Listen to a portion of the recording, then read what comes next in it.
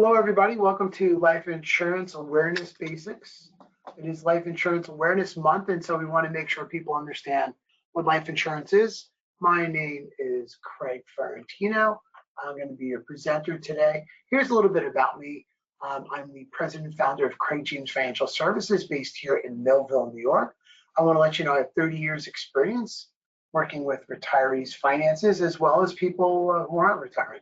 And I'm a certified financial fiduciary, so I have to always act in your best interest. Certified wealth strategist, a volunteer medic, and also host the daily economic update on Long Island News Radio, Jay Oliver, 103.9 every day from 7:20 to 7:30. So I'd like to welcome you to this broadcast. I see we have a great audience. Thank you, our first responders, for getting on the call, as well as the listeners of WRCM, Long Island News Radio, AM, with Jay Oliver. Thank you for joining us as well. Let's get started. We're just going to do a quick 15-minute presentation here. Hopefully we'll keep it under 15 minutes. And if you have any questions, please email me after the presentation. All right. Today we're going to talk about what is insurance, what is life insurance, how does life insurance affect how does it work in general and the components, some of the basic definitions of life insurance, the types of insurance we'll be talking about, what types of insurance are there, as well as how we can help. Insurance policy is written, it's a contract between the owner of the person who's purchasing the contract, purchasing the insurance, and the life insurance company. So they're different companies, they set a rate, it's not like based they're trying to discriminate. They can't do that in any of the 50 states, but they do set a rate for someone in your basic health condition at your age with your date of birth and everything else, and then they file that with the state. So then you make an application, say, hey, we're doing insurance. We're going to give people life insurance no matter what type, and they file it with the state saying, okay, a person that's on these meds who's 55 years old, and they said, we're going to charge this much for life insurance based on their actuarial amounts. So insurance companies can vary by insurance company to insurance company based on whether they want more younger people, they can make it more attractive for the younger people, and the market forces dictate who's buying that, and they have a larger pool of their, but every year it changes and people die off, and an insurance company may say, hey, look, we want to attract more 55, 65-year-olds. And they can be the one that files with the state a cheaper rate for someone that's like, let's say, on blood pressure meds. So that's why you need to shop them, and that's why we're independent, because we're not beholden to one particular company. So an insurance company is written as a contract between the policyholder and the insurer, and there are, insurance that you already have is car insurance, health insurance, perhaps life insurance. Maybe you insure your valuables, homeowners insurance comes to mind. And again, if you're going to give them $4,000 a year, and if there's a problem, they will pay for some of the repairs on your house. That's how that works. The life insurance is a contract, so it guarantees that the insurance company will pay a sum of money to a particular individual based on some circumstance happening. And so life insurance is all about transferring risk. So we're transferring risk from you, the homeowner, you, the car owner, you, the insured person, to an insurance company. For that, you're going to pay them some money every year. That's called a premium. So you're buying company to take the risk away from you. Otherwise, you're going to assume the whole risk. There's a period of time that I lived in the state of New Hampshire, going to college, and they had, you didn't need car insurance. So you couldn't, you don't need it. Of course, you could buy it. I bought it.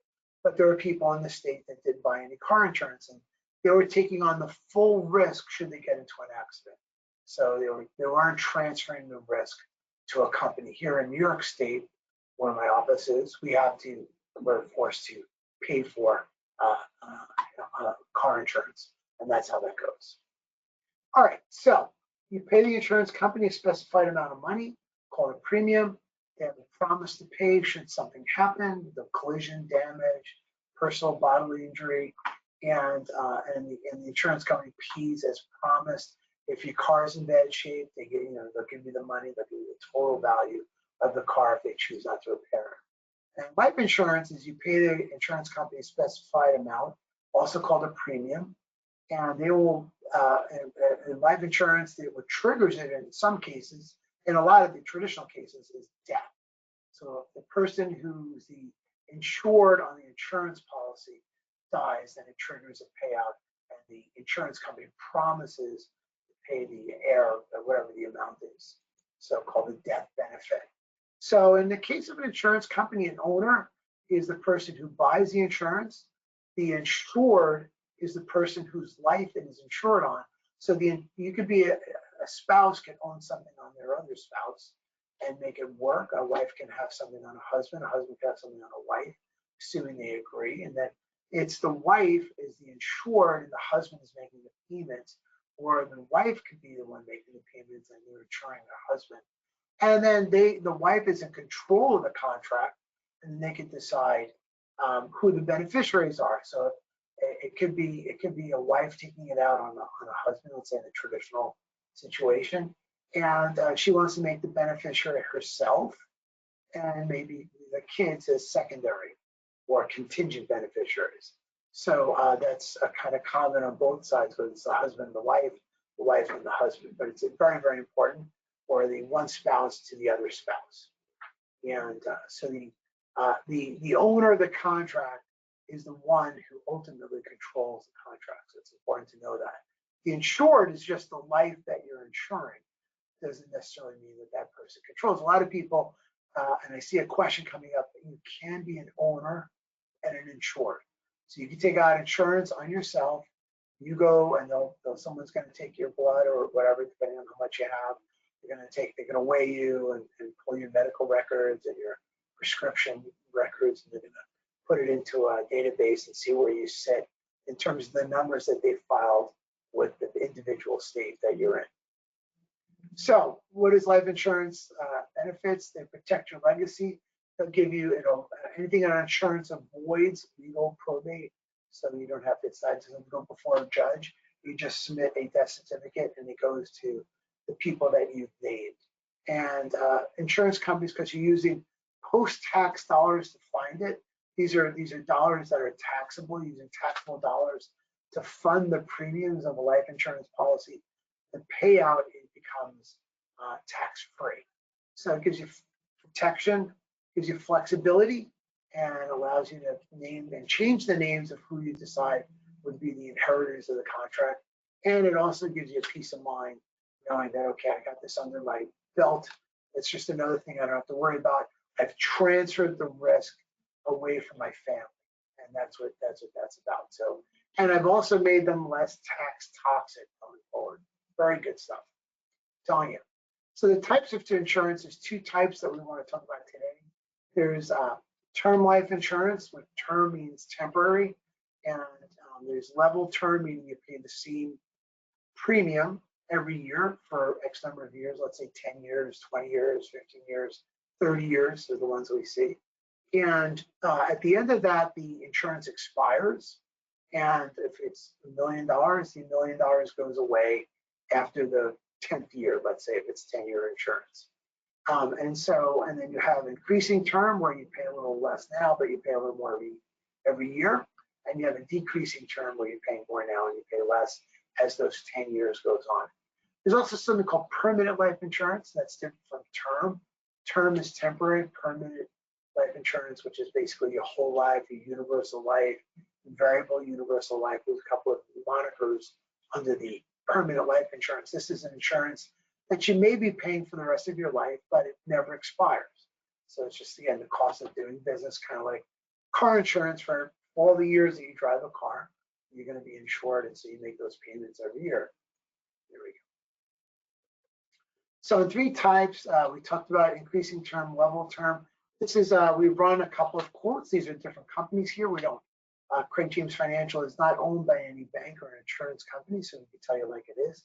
It allows us to be certified financial fiduciaries, always looking for the best rates for our clients. So we'll pull a bunch of companies up. Here's a case for Veritas. It's 10-year term life, And the death benefit here is a $250,000 death benefit. I don't have the age of the person here, but oh yeah, age 30. So they're 30 years old, and here's U.S. Life, Emeritus, Nationwide, Lincoln, and Prudential. And you can see the different, each one files for a 30-year-old based on their health. In this case, it looks like it's a preferred non-smoker. As you can see, so they file, hey, we're going to insure for $250,000 in New York State. We're going to say that our policy costs $145. Now, somebody, they don't know, they don't talk to each other, but some banner, William Penn is at $127 a year, not a month. And as you can see, Prudential is like $215. Prudential evidently is not interested in the 30-year-old as much as they're less competitive. And this changes every year. This is why the market forces are important. And then if they see a lot of people buying the banner, maybe Prudential lowers their price. Doesn't matter. It just goes back and forth. But some people like the names, and so they'll buy the name too, and that's how that works. But we want to make sure our clients have a choice in terms of life insurance. Permanent life insurance is a contract between a life insurance that doesn't expire. And you definitely need, you only take a medical exam once. If you take 10-year term, you'll have to re-medical yourself. You have to get another report on how it's going to look in the future. Whereas permanent insurance, you only do that one medical. If you're 29 years old and you're running marathons and you get permanent insurance, it's probably the best time to buy it because you're in the best of health. You don't have to take another medical after 10 to 20 years. And as you're making premium payments, it also offers something different. It offers a cash value, so it's important to have. Some people like the cash value. So there are 3 guarantees with whole life. You got a guaranteed death benefit, guaranteed premium, meaning that you can never change. There are some insurance policies, I think of long-term care, for instance, where the premium can go up, and that's called guaranteed renewable term, meaning you could always renew your policy, but they could set a different rate. They can't do it for you, they have to do it for everybody. So it's the insurance company setting higher rates because of cost, then they'll do that. But with the whole life, you'll never pay more than your premium. It'll never change. Your guaranteed premium, guaranteed death benefit, and we could show a guaranteed cash value. So we'll show you how this plays out. Here's someone taking out a policy. It's $150,000. I don't know the age here, but at age 64. So as you can see here, they're putting in a premium of $47.02. After 5 years, they're guaranteed to have. Oops, sorry, let me go back. They're guaranteed to have $13,800. You can see that in this column here under the guaranteed side. On the non-guaranteed side, they actually have $13,863. They have a little more based on current crediting rates. But I always like to show the guaranteed rates. After 10 years, they have $36,750, and they put in $47,000, but they also have $150,000 death benefit that never expires. This cash can be used in the future, and it is growing tax-free to the client at a guaranteed rate of 4%, which is great, or higher, whatever the current rate is. So this is just a quick example of a life insurance policy that's a whole life. This is the Mercedes of the insurance policies, the Lincoln Navigator, so to speak. You pay your premium, you have a death benefit, and then you have a guaranteed cash value. Those are the 3 things you have. Can I take the cash out? The answer is yes. All right. And then some companies also offer a long-term care benefit. So you're getting everything that we just talked about. The death benefit, $150,000. You have a guaranteed cash value at age 100. You have $127,200 guaranteed in there, and then and that's all good. That's been the traditional life insurance. But this case is offering a benefit that if you're ill, meaning you're still alive and ill, as opposed to dead, you're no longer ill. But if you're alive and ill, you have a critical illness, which means if you had a stent, you could take out 25% of the death benefit of the policy today. So you could only be in this for 1 year, paying $4,700, and you're diagnosed. Let's say chronic illness is long-term care, can't do 2 of the 6 assisted daily living. They will give you 50%. That's $75,000. Again, the policy is $150,000. $75,000 if you're chronically ill, and all you need to do is show a doctor's note. So that's not a big deal. If you have this policy, and even though you were only in it for 2 years, and you gave, I don't know, 9,400, whatever it is, when you multiply these for 2 years, you will be able to take out $75,000 while you're alive to pay for long-term care benefits. So these are some of the insurance companies are adding that this is important to you. It actually kills 2 birds with 1 stone, because not only getting the permanent insurance, but you're also getting some long-term care protection that doesn't require any further medical, and there's no charge, at least on this company, for that rider. So Universal Life offers some flexibility. You don't have to make the payment, so you have flexible premium, you have flexible death benefit, you have flexible cash value. So it's a little more there's no guarantees though, but it's for people that want permanent insurance, but can change how much they could pay into it over time. So term versus, here's a good chart here. What's right for you? Term covers temporary expenses, as you can see. And I'm sorry, I clicked that over. Term covers lifelong needs. Permanent, it's just something to get you over. It's a good way to start the insurance. Some of them allow you to convert without a medical if you have term and go into medical, which is great. And then permanent gives you lifelong needs, some sort of death benefit, which is also super for the people, and allows them to you're covered for your whole life should anything change in terms of your medical condition.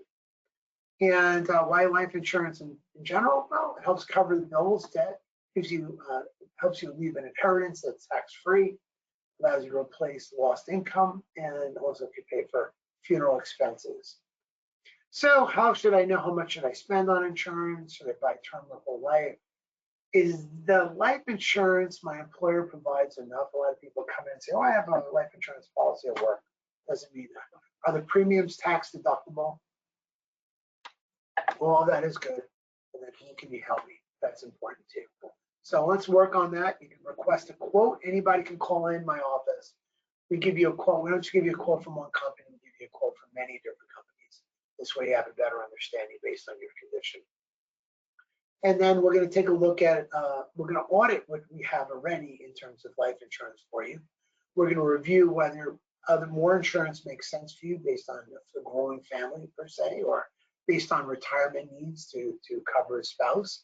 And we're going to do a beneficiary review.